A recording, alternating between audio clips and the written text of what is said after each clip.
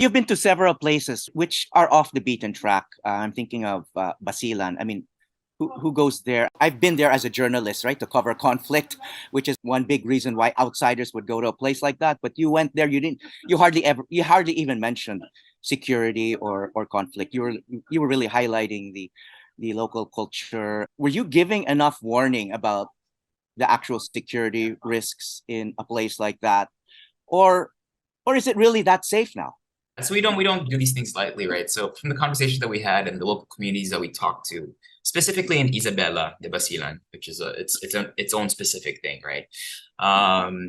And everyone we spoke to said, you know what, the last incident, I don't remember the exact figure, but it was like 13 years ago or something like that. So it comes to a point where you kind of have to ask yourself, when can we start shedding that image?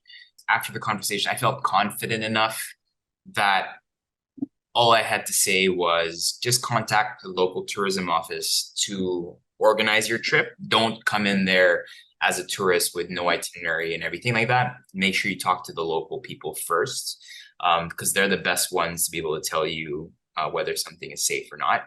And yeah, I felt confident in saying that. Same for Tawi Tawi, because the last piece of conflict that they've seen is like decades ago also, right? Were I to go to Holo or Marawi, I mean, we were planning to do Marawi recently, and then obviously the bombings happening at MSU.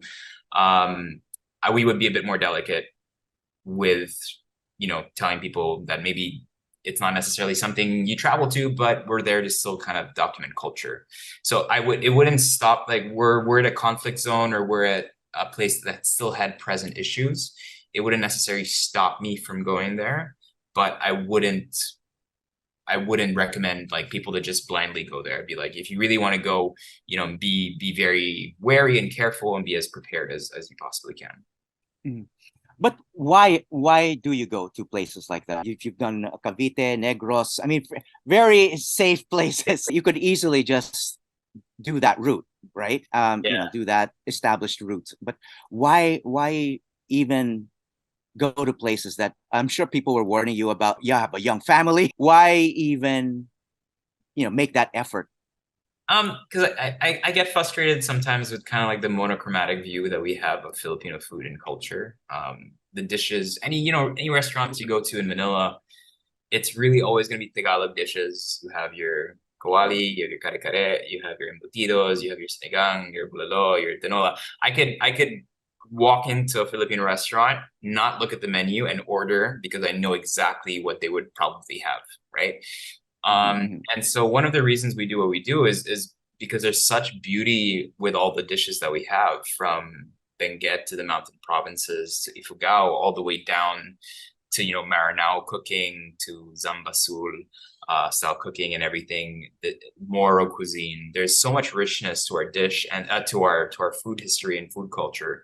And the only way to kind of get those things out is by using the medium that is the most prevalent today, which is videos, right? So I feel like there's a need to do it, because if someone puts out a book today, great, but it doesn't talk to the generation of people who are online not reading cookbooks.